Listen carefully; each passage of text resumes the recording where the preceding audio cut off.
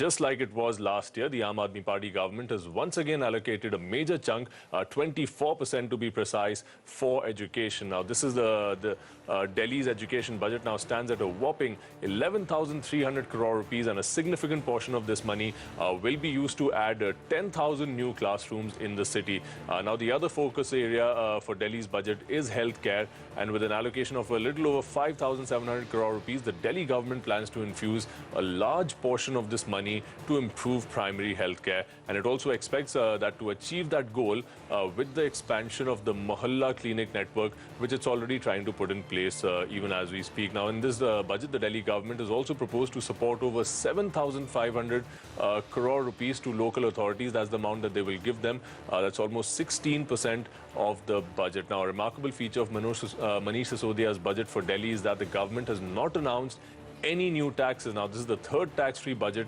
by the Delhi government. In fact, the Delhi government has gone a step ahead, announcing a steep reduction in the tax on aviation turbine fuel, popularly also known as jet fuel, for all flights which come under the regional connectivity routes. So now airlines which fuel their tanks in Delhi for such routes will have to shell out only 1% in tax to the Delhi government, and that versus a rate of 25% at which it stood earlier. Now, Manish Sisodia has told my colleague Rupashree Nanda that such a move will see a reduction in rates when it comes to flights from smaller cities or northeastern cities to the national capital territory. हम देश की राजधानी में रहते हैं, हम देश का कोई छोटा या रिमोट शहर नहीं है, पर हर रिमोट शहर से, हर गांव से हमारा संबंध है। यहाँ वहाँ से लोग आके रहते हैं यहाँ पे, तो उनके लोगों को दिल्ली अपनी लग सके, इसके लिए कनेक्टिंग फ्लाइट्स शुरू की गई हैं, डायरेक्ट फ्लाइट्स शुरू की गई हैं, तो उन डायरेक्ट फ्लाइट्स में सस्ता किराया हो सके, इसके लिए हमने एक तरह से दिल्ली की तरफ से इसमें कंट्रीब्यूशन दिया है। जो ATF में 25% का वैट लगता था, उसको हमने 1% कर दिया, यानी 24% रिड्यूस कर दिया है। इसका फ़ायदा ये होगा कि देश के रिमोट शहरों से, खासतौर से नॉर्थ ईस्ट है या और देश के बाकी हिस्सों में छोटे छोटे शहर हैं, उनसे डायरेक्ट फ्लाइट सस्ती हो जाएंगी। Right, and for more on the Delhi government's decision to cut the aviation turbine fuel tax for those select routes, we have a special guest joining us today, Ajay Singh, Chairman and Managing Director of Spicejet. He joins us now on the phone line. Shereen's also in the studio with me. Shereen, over to you. Well, thanks very much, Arif. Yes, let's go straight across now to Ajay Singh of Spicejet. Mr. Singh, thanks very much for joining us. It's a big cut from 25% down to 1%, but it's only for regional connectivity routes. Can you explain to us what is the immediate impact of this for a company like Spicejet? And then I'll talk to you about the medium and the long-term implications. But in the immediate term, what will this mean for Spicejet? Shereen, you know how this works is, as far as we understand it, we still have to see the fine print. But what we understand from what they are saying is that there is a central government scheme called the Regional Connectivity Scheme. And in that Regional Connectivity Scheme, the idea was to connect centers like Delhi with small towns. And what was provided for in that RCS scheme was that at the small town airports, there would in any case be a reduction of tax on ATF, sales tax on ATF to 1%. But there was no requirement of that reduction happening in the larger town like Delhi. So what it seems that what the Delhi government has done is that they have passed on that same benefit to aircrafts which are fueling in Delhi. So all aircraft which are flying under the RCS scheme, when they fuel the aircraft in Delhi, will have to pay a reduced sales tax of 1% when they travel on these RCS routes.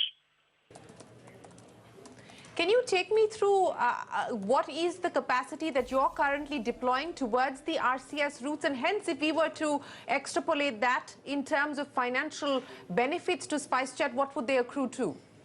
No, we cannot really comment on that, Shereen, because, under the RCS scheme, we have all bid for routes. I think Spicejet is one of the very few airlines that has actually bid for RCS routes. And the government is still to officially intimate to us who's going to fly on which route. So pretty much on the RCS routes, I think the airlines that have bid are Alliance Air and Spicejet.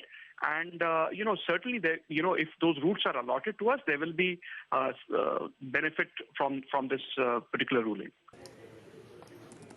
Okay, so you're saying that those routes are still has not been finalized by the government because the bidding process is still underway, and perhaps we will hear a decision from the government shortly. So in the immediate term, and I'm only asking this because from a market perspective, all of the aviation stocks were rallying today, anticipating gains from this decision of the Delhi government. So you're saying that on an immediate basis, there is unlikely to be any direct impact as far as the bottom line is concerned. So this RCS scheme is going to start very, very soon. And we are hoping, in fact, that, aircraft can fly as soon as April and May. So as soon as we hear back from the Civil Aviation Ministry on which routes have been allocated to which airline, benefits will accrue on those routes. But as I said, our understanding is that this is really for the RCS routes, and in the RCS scheme, essentially of the major airlines, only Alliance Air and SpiceJet are the airlines that have applied for routes and would benefit from the scheme. Okay. It was our understanding that other airlines like Indigo, etc., had also bid in the for the RCS routes. You're saying that that is not the case? That is not our understanding, no.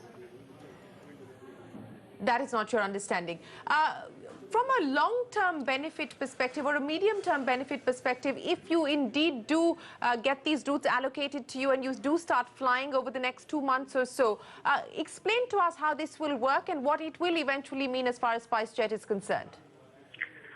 We still need to see what exactly this will do. But obviously, if we fly a large aircraft on one of these routes, the sales tax on ATF is currently 25%. That will be reduced to 1%. Now, 40% of the cost of flights is the cost of ATF.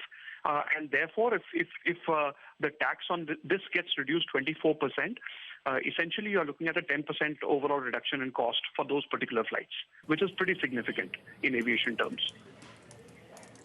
Yes, it is pretty significant. So if I were to look at this development today, the announcement by the Delhi government, club this with the decision of the Cabinet Committee on Economic Affairs, where they have decided now to allocate about 4,500 crore rupees to upgrade underserved and unserved airport or airstrips to the tune of about 50 of these airstrips. Do you believe that this regional connectivity aspiration and dream the government has held out is finally starting to take shape? Oh, absolutely. I think both those steps are extremely welcome. As you know, we have about 400 airstrips and airports in the country, of which we only use 75 airports currently.